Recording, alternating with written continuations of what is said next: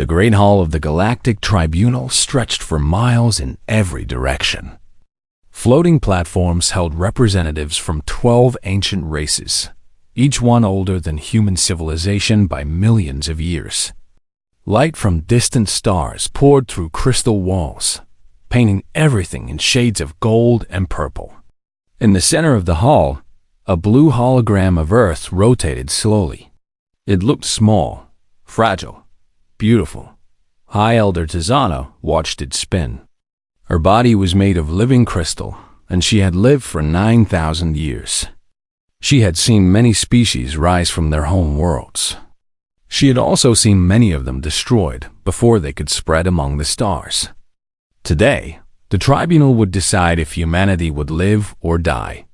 The Kethrani representative spoke first. Its voice was like metal scraping against stone. These humans are dangerous.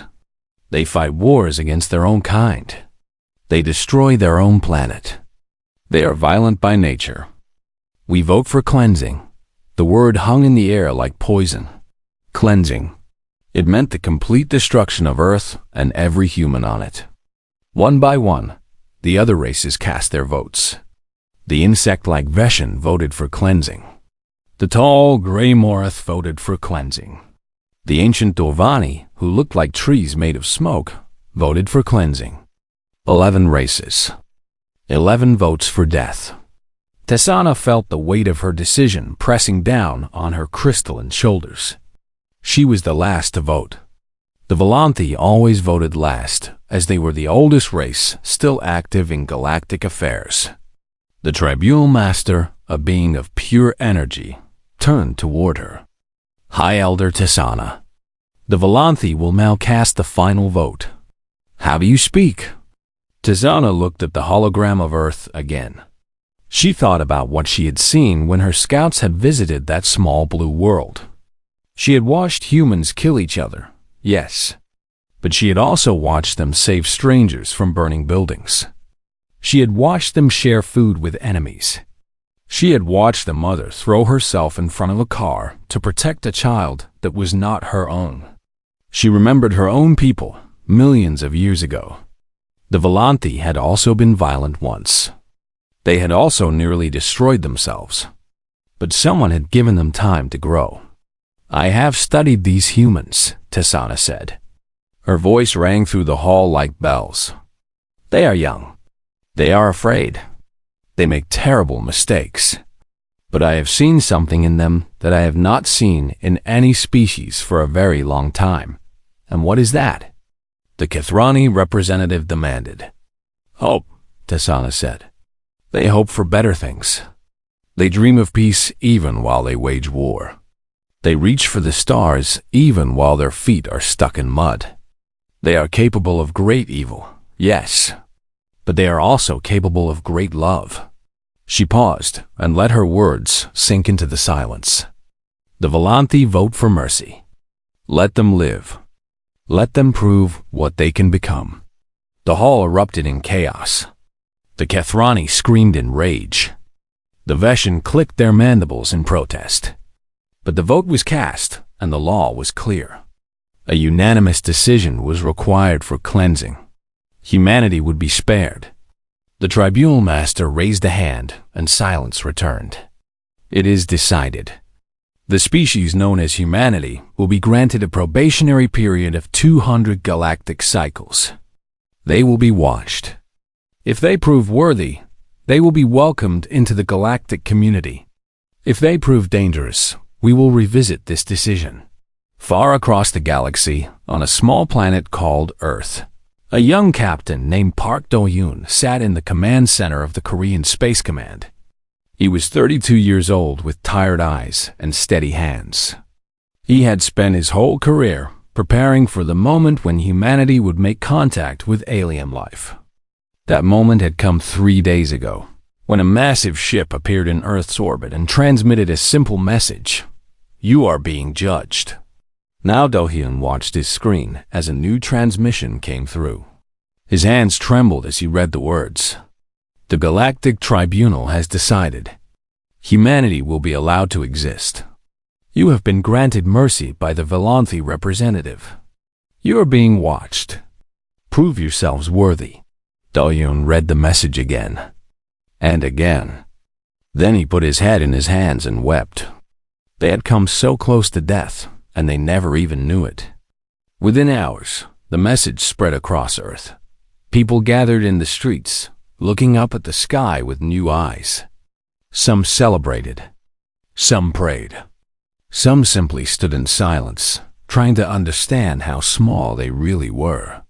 But Dohyun understood something that most people missed. He read the message one more time, focusing on one sentence.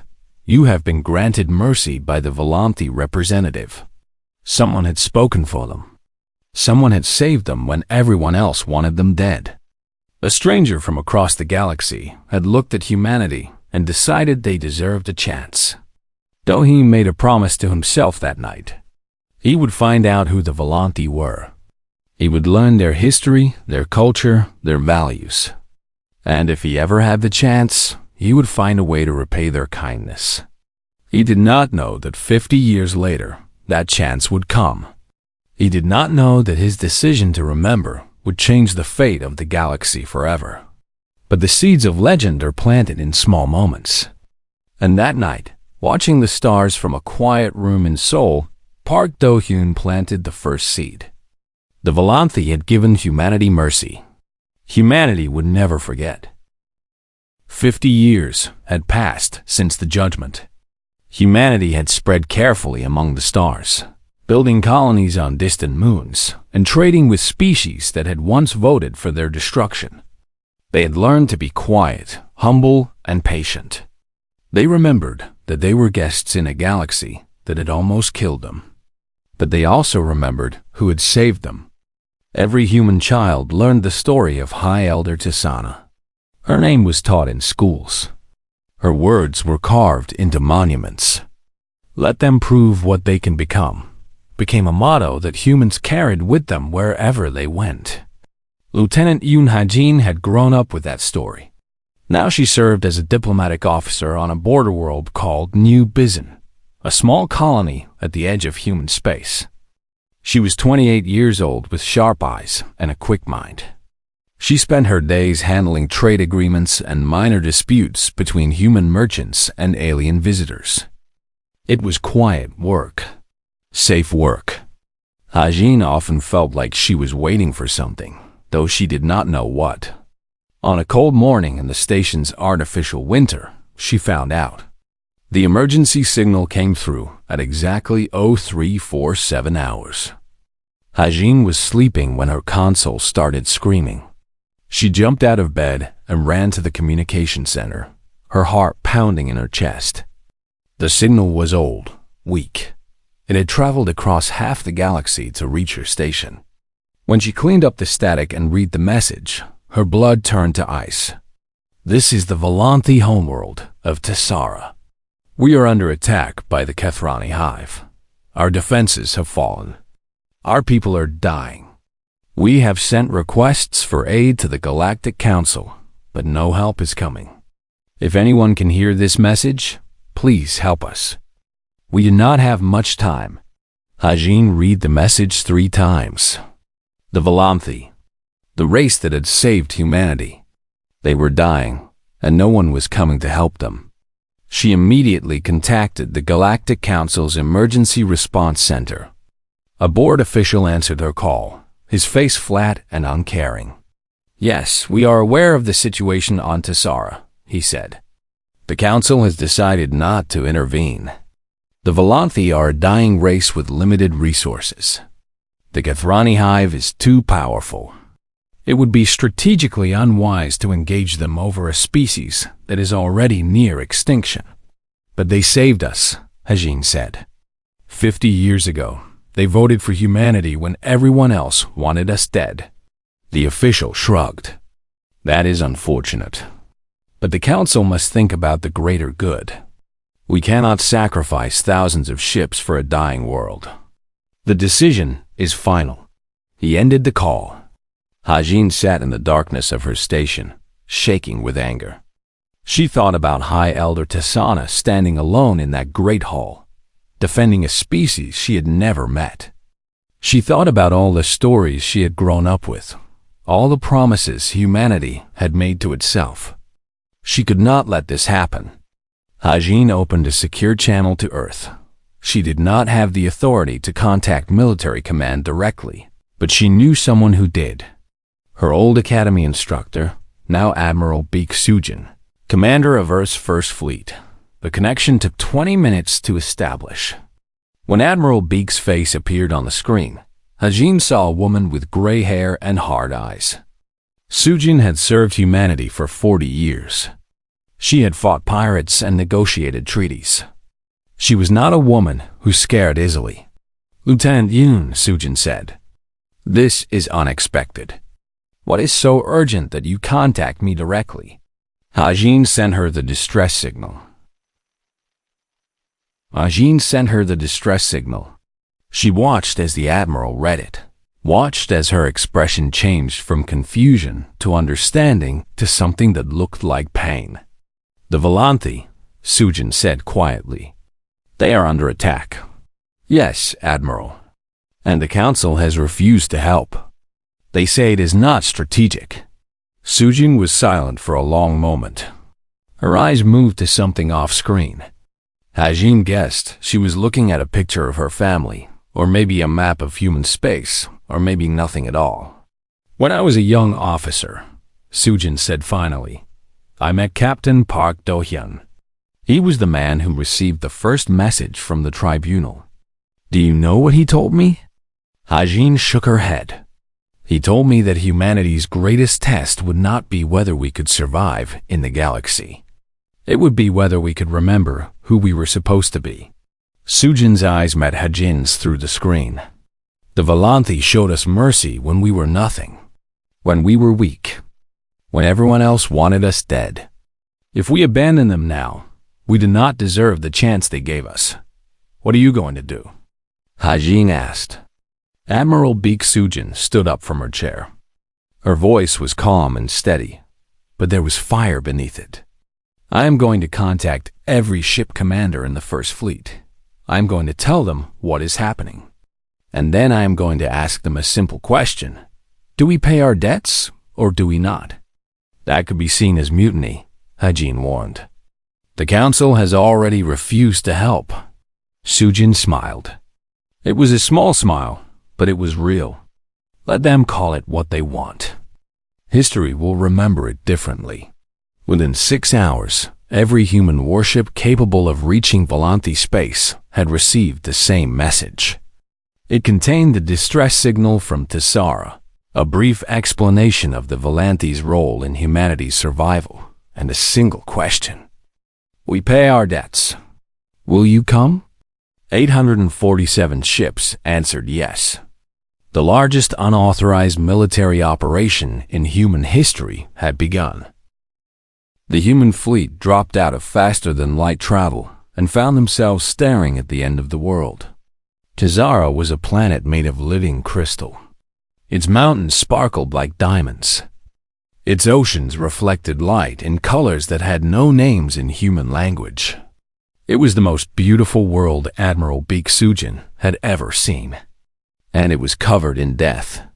The Kethrani hive darkened the sky above Tessara like a living storm.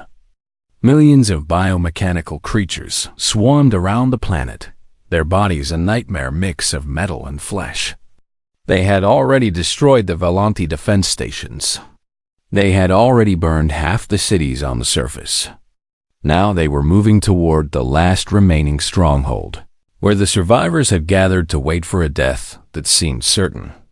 Commander Kim Yoonji stood beside Admiral Sujin on the bridge of the flagship, looking at the tactical display. She was the youngest commander in the fleet, but her mind worked faster than anyone Sujin had ever known. "We are outnumbered 20-1, Yoonji said. Her voice was steady, but her hands were tight on the console. "Their main fleet is concentrated above the northern continent. The Hive Queen's command vessel is at the center. If we destroy the Queen, the swarm will collapse," Sujin said. "The Kethrani are connected through a shared mind. Without the Queen, they lose all coordination. Getting to her will be nearly impossible. We would have to fight through millions of drones. Sujin nodded. She had known this would not be easy. She had known many of her people would die. But she had made her choice, and so had everyone who followed her here. Open a channel to all ships, she ordered. The communication officer nodded. Channel open, Admiral. Sujin took a deep breath and spoke. Her words would be heard by every human in the fleet. This is Admiral Beak Sujin. In a few minutes, we will begin the battle for Tessara. Many of us will not survive. I will not lie to you about that. But I want you to remember why we are here. 50 years ago, when humanity was small and scared and alone, the Volanti stood up for us. They gave us a chance when no one else would. Today, we repay that debt. Today, we show the galaxy what human gratitude looks like. Fight well. Fight hard. And remember, we pay our debts. She closed the channel and turned to Yunji. Begin the attack. The battle that followed would be remembered for 1,000 years. Human ships crashed into the Kethrani swarm like a wave hitting a mountain. Explosions filled the darkness of space. Ships were torn apart. Pilots died screaming. But for every human vessel that fell, 10 Kethrani drones were destroyed. The humans fought with a fury that the Kethrani had never seen before. These were not soldiers fighting for territory or resources. These were people fighting for honor, for memory, for a debt they refused to leave unpaid. On the third day of battle, Commander Yunji discovered something. Tessara's largest moon was made of the same living crystal as the planet, and that crystal could be charged with energy. If we can overload the moon's crystal core, she explained to Sujin, it will release a massive pulse of energy. It would destroy everything within 1,000,000 kilometers. Including our own ships, Sujin said. Yes, but if we time it right, if we can draw the main Kethrani fleet close enough, and then pull our ships back at the last moment, we could destroy most of their force in one strike. It was a desperate plan. But they were desperate people. On the 5th day, the trap was set. Human ships pretended to retreat toward the crystal moon. The Kethrani followed, hungry for the kill. The swarm surrounded the moon, pressing closer and closer. Admiral Sujin gave the order. Human ships fired everything they had at the moon's core while pulling back at maximum speed. The moon exploded in a wave of crystal light. 3 million Kethrani drones were vaporized in an instant. 87 human ships were caught in the blast, too slow to escape. They died so that others could live. But the Hive Queen survived. Her command vessel was damaged but not destroyed. And as long as she lived, the swarm would continue to fight. On the 6th day, a young private named Han Minjae made a decision that would change everything. Minjae was 22 years old. He had joined the military because he wanted to see the stars. He had never expected to fight in a war. He had never expected to die. His transport ship had been crippled in the explosion. Its weapons were gone. Its engines were failing, but it could still fly, just barely. Minjae looked at the tactical display. He could see the Queen's command vessel, wounded and slow. He could see the path between his dying ship and her heart. He opened a channel to the flagship. Admiral Sujin, this is Private Han Minjae. My ship is finished, but I can still reach the Queen. Permission to make a final run. There was silence on the other end. Then Sujin's voice came through, heavy with grief. Private Minjae, are you certain? Yes, Admiral. Tell my mother I was brave. Tell everyone that we paid our debt. Minjae pushed his engines to their limit. His ship screamed through space, dodging drones, taking hit after hit. Alarms filled the cockpit. Fire burned through the walls. But he did not stop. At the last moment, before his ship slammed into the Queen's vessel, Minjay activated his reactor's self-destruct sequence and thought of home. The explosion was visible from the surface of Tessara. On the seventh day, the swarm collapsed. Without their queen, the Kethrani drones became mindless, crashing into each other, floating dead in the void of space. The battle was over. Of the 847 human ships that had arrived at Tessara, only 203 remained. Thousands of humans had died, but the Volanthi homeworld still stood. Admiral Big Sujin looked down at the planet of living crystal and wept. They had paid their debt. The cost had been terrible, but they had paid it.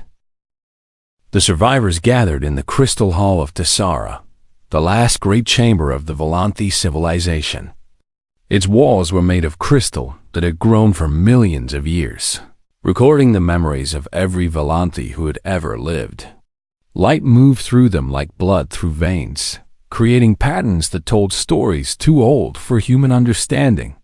Admiral Big Sujin walked through the hall with Commander Kim Yoonji beside her. Both women were exhausted. They had not slept in 7 days. Their uniforms were torn and stained, but they walked with their heads held high. The surviving Volanthi had gathered to meet them. There were fewer than 100,000 left, down from billions before the war. Their crystalline bodies were cracked and dim, their light fading. They were a dying race, and they knew it. But they were alive. Because of humans, they were still alive. High Elder Tessana stood at the center of the chamber. She was ancient now, her crystal form almost transparent. She had lived for over 9,000 years, longer than any other Volanthi. She had watched empires rise and fall. She had seen countless species be born and die. But she had never seen anything like what the humans had done. "You came," she said, her voice like wind chimes in a gentle breeze. "We sent our message into the void, hoping someone would hear. We did not expect an answer. We certainly did not expect an army." Sujin stepped forward and lowered her head in respect. 50 years ago, you stood alone in the tribunal and spoke for us. You gave us life when everyone else wanted us dead. We could not abandon you. You lost many ships, many lives. Yes. Sujin's voice was heavy. 6,412 humans died in the battle for Tessara. I carry their names with me. I will carry them forever. Tessana was silent for a long moment. The crystals around her began to glow brighter, responding to something deep within her. "In 10,000 years," she said finally, "no species has ever done what you have done. Other races have helped each other for profit, for alliance, for fear of common enemies. But you came here for none of those reasons. You came because we showed you kindness once. Because you remembered." She moved closer to Sujin, her crystalline hand reaching out to touch the Admiral's shoulder. The touch was warm like sunlight. "The Volanthi have an ancient ritual," Tessana continued. "It has not been performed for 10,000 years. We call it the Rite of Ascension. It was created to honor those who proved themselves worthy of carrying the Volanthi legacy into the future." The other Volanthi in the hall began to sing. It was not a sound that human ears could fully understand, but it was beautiful beyond words. It was the song of memory, of gratitude, of hope passed from one generation to the next. "We are dying," Tessana said. "Our race will not survive another 1,000 years. We have known this for a long time. But before we fade into the light, we can give our gifts to those who deserve them." She raised her arms, and the entire crystal hall began to glow. Panels in the walls slid open, revealing chambers filled with objects that glowed with inner light. Computers made of living crystal. Star maps that showed paths through the galaxy that no other species knew. Weapons that bent light itself. Medical technology that could heal wounds humans thought were permanent. "These are the treasures of the Volanthi civilization," Tessana said. "The accumulated knowledge and technology of 1 billion years. We give them to you, not as payment, but as trust. We believe you will use them wisely." Sujin stared at the treasures, her mouth open. This was beyond anything she had imagined. This was the kind of technology that could make humanity the most powerful species in the galaxy. "Why?" she asked. "Why give us so much?" Tasana smiled. It was strange to see a being made of crystal smile, but there was warmth in it, and sadness, and something that looked like pride. "Because of what you showed us today," she said.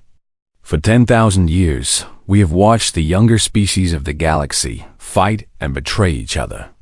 We lost hope that any of them could be better. But you came here knowing you would die. You fought for us knowing you had nothing to gain. You proved that kindness can be remembered, that debts can be honored, that there is still good in the universe." She placed both hands on Sujin's shoulders and spoke the words of the ancient covenant. "By the authority of the Volanti elders, I name humanity guardians of the spiral. You will carry our light when we are gone.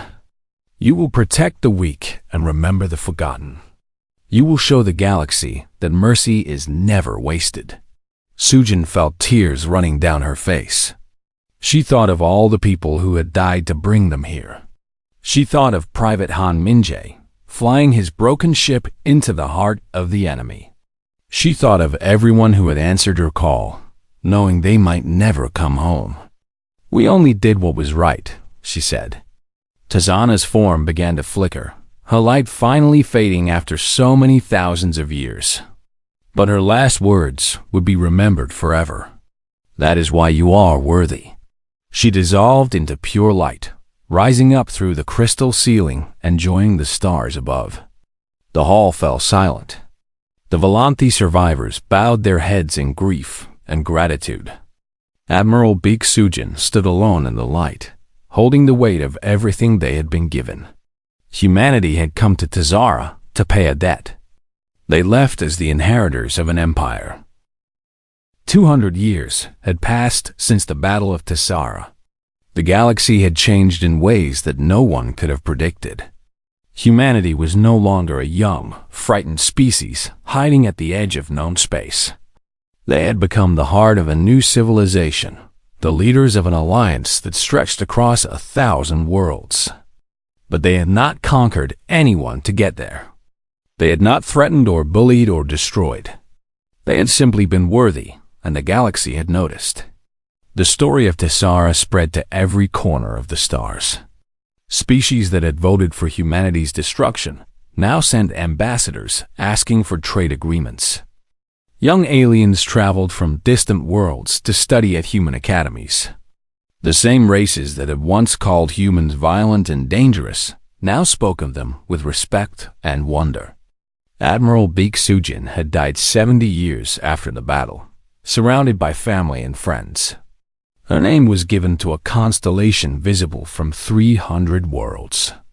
Children learned songs about her bravery. Her final order, "We pay our debts," became the motto of the human Volanti Commonwealth. Private Han Minjae, the young soldier who had flown his ship into the heart of the Hive Queen, was remembered as the seventh-day saint.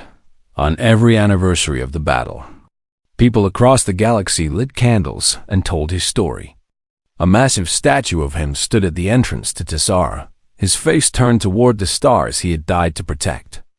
The crystal spire of memory rose from the center of what had once been Volanti space. Inside its walls, the names of every human who had died in the battle were carved in letters of light. Visitors came from across the galaxy to read those names and remember. The Volanti themselves had slowly faded away, just as Tasana had predicted. The last of them passed into light 40 years after the battle. But their knowledge lived on in human hands, and their children, the species they had chosen to inherit their legacy, spread their memory to every corner of the universe. On the 200th anniversary of the battle, a young cadet named Choi Yuna stood before a class of students.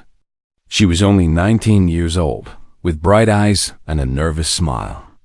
This was her first time teaching, and her students were not human.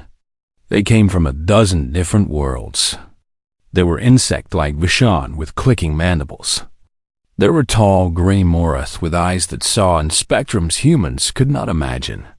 There were beings of smoke and beings of light and beings that had no shape at all. All of them had come to learn from humans. All of them wanted to understand the species that had changed the galaxy. Yuna took a deep breath and began to speak. 200 years ago today, 847 human ships arrived at a planet called Tessara. They had come to save a dying race called the Volanthi. The Galactic Council had refused to help. The odds were impossible. Most of those ships never came home. She paused and looked at her students. They were listening carefully, their eyes fixed on her. A lot of people ask why humans did it. The Volanthi were dying. They had almost nothing left to give. There was no strategic reason to save them, no profit to be made, no alliance to be gained. By every logical measurement, it was a stupid decision. A Veshan student raised a claw. Then why did they do it? Yuna smiled. This was the question she had been waiting for. Because 50 years before the battle, when humanity first reached the stars, we were judged by the Galactic Tribunal. 11 races voted to destroy us. Only one race voted to let us live. That race was the Volanthi. Their leader, High Elder Tizana, stood alone and defended us when everyone else wanted us dead. She walked to the window of the classroom. Outside, a memorial station orbited peacefully against a field of stars. The light of distant suns reflected off its crystal surface. Humans never forgot that moment. We built monuments to the Volanthi.